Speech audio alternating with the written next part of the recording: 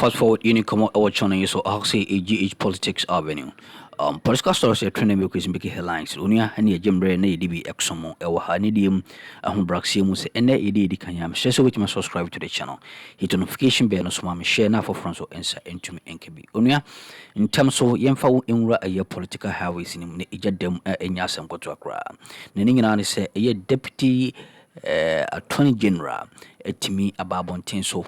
Na papa no akasa afa member of parliament bia wagi sika every GIfty wo say mensa ho say ne try na ekoso no obehwe na wakele case na ma no asem no aduru IGP anima onua enya asem koto akra at this point in time no yemonwram ne hwe ne yeko ene de ba get to understand how it all pans out. But quickly, on the NSS scandal, you indicated that the Attorney General indicated that an MP received some money to kill the story. There have already been calls on you to name that MP. What is it going to take for us to know who that Member of Parliament is? Because the accusation is that it indicts the whole of Parliament if we don't know the specifics here.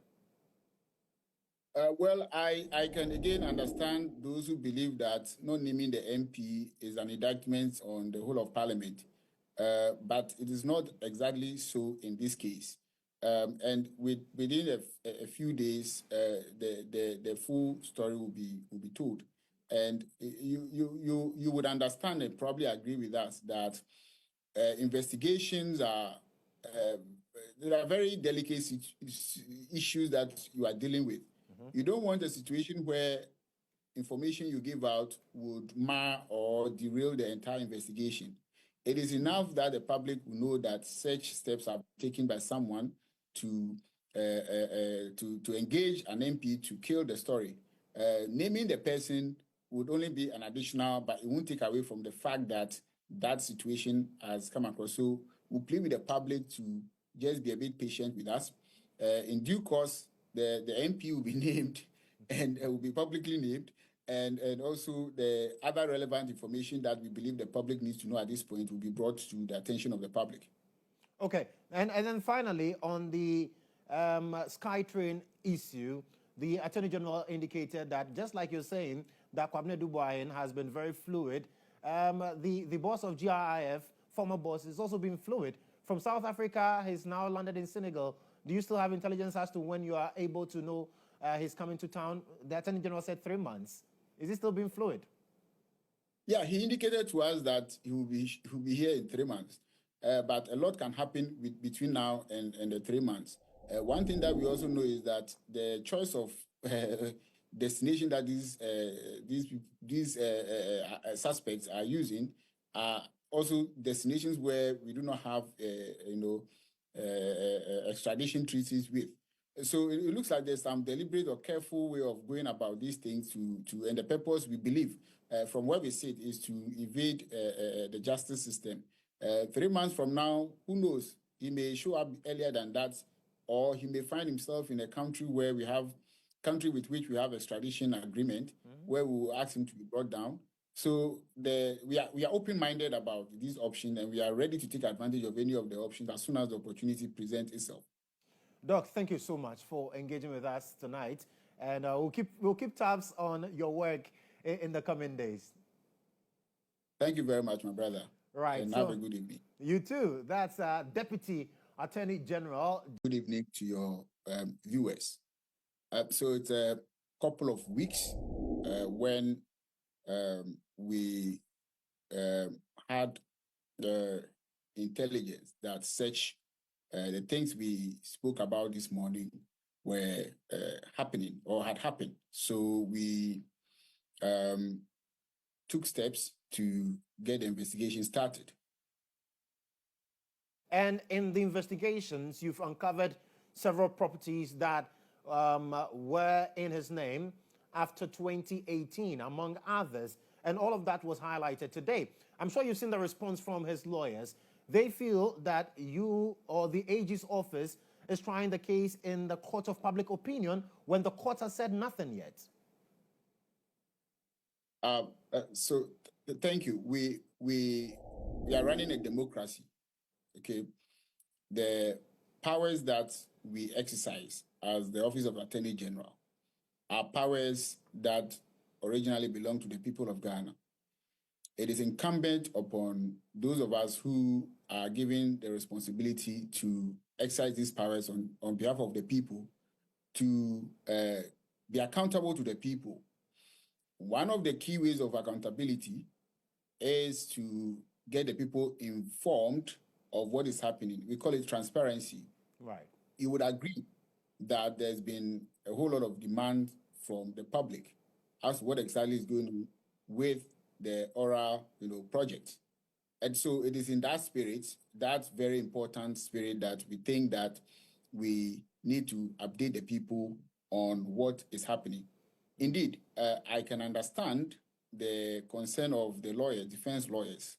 It is true that sometimes when you bring out information at this, you are likely to injure the reputation of persons who are involved, particularly when it turns out that they are not actually, they've not done what you have accused them of doing. So I can really understand that situation. However, as you can see, this is just one of the many cases that we have brought up. What it tells you is that we are not in the business of bringing people to these kind of cases to the public's attention unless we have sufficient evidence to do so.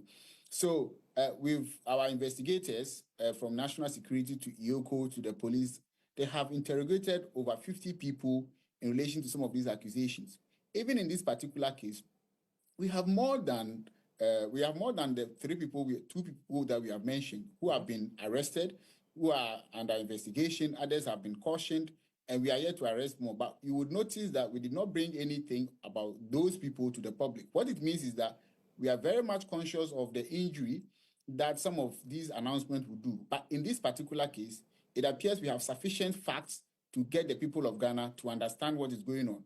So this is not one of the cases where you will be justified if you accuse us of bringing it to the public attention, because indeed it is something that the public needs to know.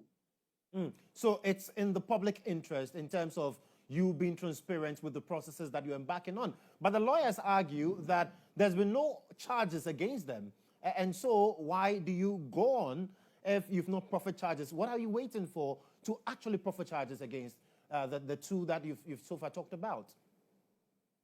Yes, the requirement is not that when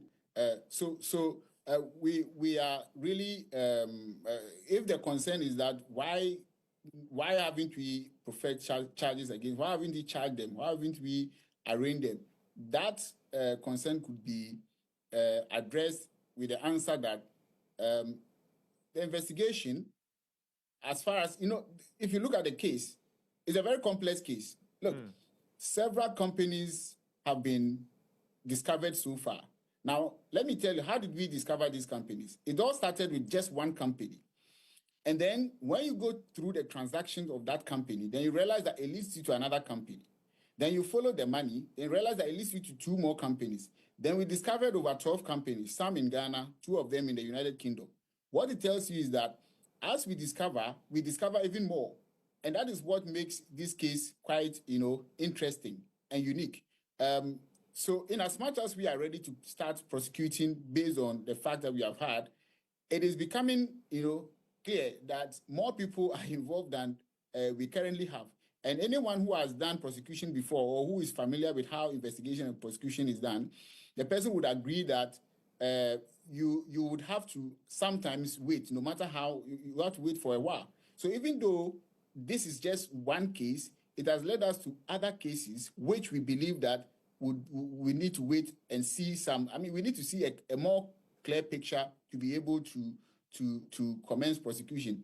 And so in the coming days, not long, you would see that these cases will be filed, in the court of law. So when the Attorney General spoke earlier today, he gave the indication that, upon advice and upon certain things that he's encountered, he has even directed that he be released and rearrested. What is his current state now? Is he in your custody? Yeah, he's still in our custody. And that tells you, that confirms the point I was making, that new discoveries are coming up. So even though our intention was to charge him, today. Last night, we received further briefing, which suggests that it is actually more of a flight risk than our initial assessment. So we discovered that he has multiple passports, Ghanaian passports. We also discovered that he has the capacity to acquire, other nationalities across, these days with money, you can acquire nationalities. So this new information has, led us to exercise some restraint in how we even begin to prosecute the matter. And you would also, there's one thing that I need to put across. Right. Even though we have been following on this case, the investigation on this case have taken some weeks. We wouldn't have, I don't think this would be the time to arrest the gentleman but he is someone who is very fluid when it comes to moving across borders. And as the Attorney General has indicated, he's actually been fluid even within the few weeks that we thought that he was coming to Ghana. He was still fluid. So our understanding is that once he enters the country, we need to have an interaction with him and get him to be put into the criminal justice, system immediately before we lose him forever. Interesting. Well, we'll wait for the coming days. Fast forward, Mamina was a video channel. Someone say a 2-in-1. The sense ye a year Deputy Attorney General, Yediani, a bachelor, a year Telecel, and 80 a once and some a year withdrawal, 80 withdraw their service because of government isn't committed.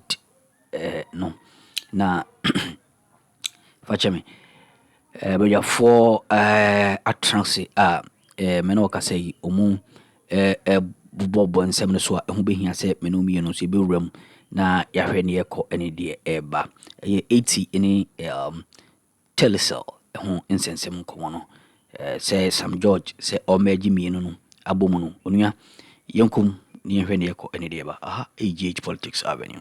Don't tune to GH1, tune to Metro. Indirectly you have just seeded off your viewers to Metro just for free. Because that's the meaning. And we think that that is not a good deal. The deal is that let's see how we can make 80 stronger. Because if you take 80 today, despite their challenges, they have over 300 permanent workers. And they are still paying them. They have about 200 contract staff, which are still working. And if you go to look at those who are doing the small businesses, selling of this, that, and that, they are almost about 1,500 workers. And this is a very huge employment opportunity for these people in this country. So if you go and you are merging them with Telecel, we don't think that is the way to go. So briefly, this is our challenge that we have with the minister. Honorable. So, good morning to you once again, Sewa, and good morning to your cherished viewers and my senior here. And then good morning to the good people of Yindi. And then Yana is in town, and I wish to say good morning to him. I listened to the presser yesterday, and I have also just listened to my honorable colleague here. And I've seen that, yes, the problem they have is that they started a process, which he has confirmed here. They started a process of engaging there were three partners they were looking at, and they finally settled on one, Hanam. Now, they didn't succeed with Hanam because of the issues that were raised concerning Hanam's qualification to even do the job that was required of it. In fact, he says here that Hanam had expertise in the area. I want to confirm to you and correct that assertion that Hanam has always been known is never into the telecom sector. It is into mining, natural resources, and finance. And so you bring in a mining company to salvage a dying telecom company was in the first place wrong. You can say that the major reason you were bringing it because of capital injection. That's fine. But they didn't have the expertise, because if you bring the capital, you don't have the expertise to salvage the situation. You may still come back to ground zero. So it was one of the issues that some judge raised prior to the elections, that these people were bringing didn't have the expertise. But be that as it may, no one forced them out. They withdrew from the whole transaction on their own. And so the transaction didn't get to see the light of day. And he has also just confirmed here that when the minister, Honorable Samja, took over, he continued with what was in place. Yes, which means that he means well. But haven't sat on the saddle and started the processes with them. At some point, he has to make his own judgment. So having traveled along that route with them, if he sees that this is not the way out of the situation, he has to be well advised, because currently, so when we acquired 80, when government acquired, no government didn't have the 100% ownership. But when he acquired it in 2018, at the time government acquired total ownership of 80. 80 market share was 25.8%. Now, having acquired it, by the time MPP was leaving office, it had come down from 25.8% to 7%. Now, this is a situation that you would not sit down and allow things to continue that way. So it was prudent on him to take drastic measures. So initially he thought the process you started could rescue the situation. But having traveled along that route for some time, he realized that no, it wasn't the best way out. So he had to reinvent the wheel. And that was why he changed the route. And it's not out of place.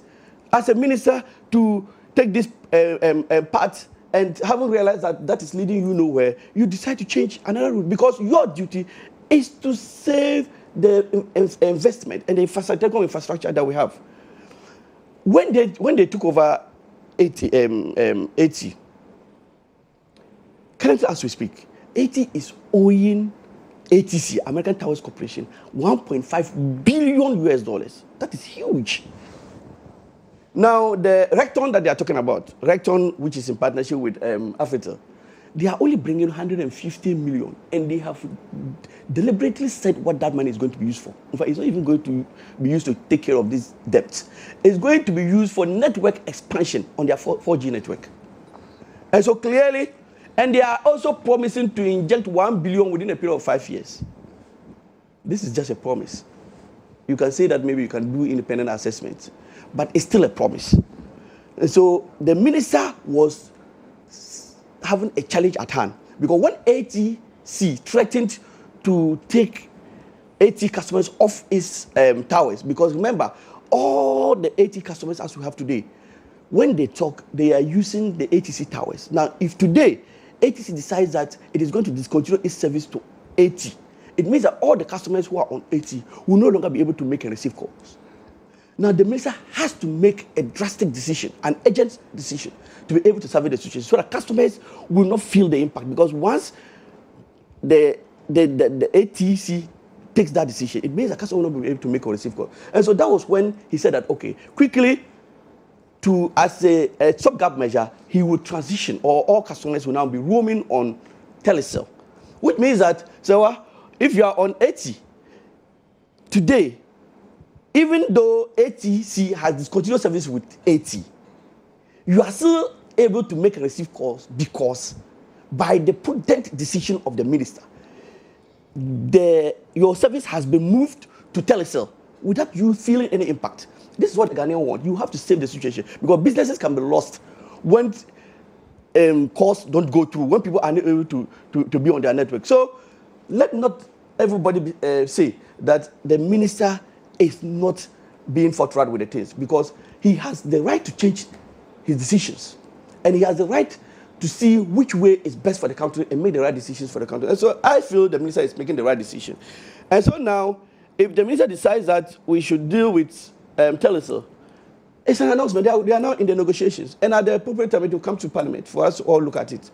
But I don't see anything wrong with that process. Telecel is a reputable organization. If you go to South Africa, they are the two leading, Telecel and MTN are the two leading operators there. And I heard him in the presser talking about the benefit of competition, if you like, perfect competition, as opposed to duopoly. It is not entirely the case. In fact, if you look at the market today, duopoly is far better than perfect competition. Perfect competition has its own inherent challenges, because we are three here.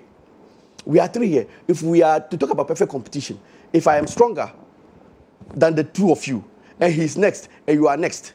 Now, the moment he feels that, oh, he's also stronger than Sewa, he will not be striving to reach where I am. Because even though I am the strongest, he also feels he's also stronger than someone who is Sewa. So yes, there are 3 players. So that is a perfect competition. But when it comes to duopoly, we now say that Sewa, because you are the weakest, we will add you to Honorable Nyendam. Now, I am now going to be facing Honorable Nyendam. That is a duopoly. Now, once I am now facing Honorable Nyendam, now, I would not give the slightest chance for Honorable Nyendam to get me in terms of my service to customers, in terms of my investment in the network, in terms of all the decisions I make to satisfy the customer.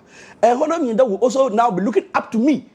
Whatever he will do to get to me is what he will do. He will now look at you and say, oh, even though I'm not getting Honorable Fatal, at least I'm also better than Sewa. So, duopoly, look, if you look at the aerospace industry, we now have a duopoly there where we have Boeing going with Airbus. These 2 giants have managed to keep competition out, and they have the fact that they have kept competition out doesn't mean they are not serving customers well. Today, they are investing in innovation. They are coming out with best ways to serve customers, best ways for safety of flight and everything, and it doesn't have any negative effect.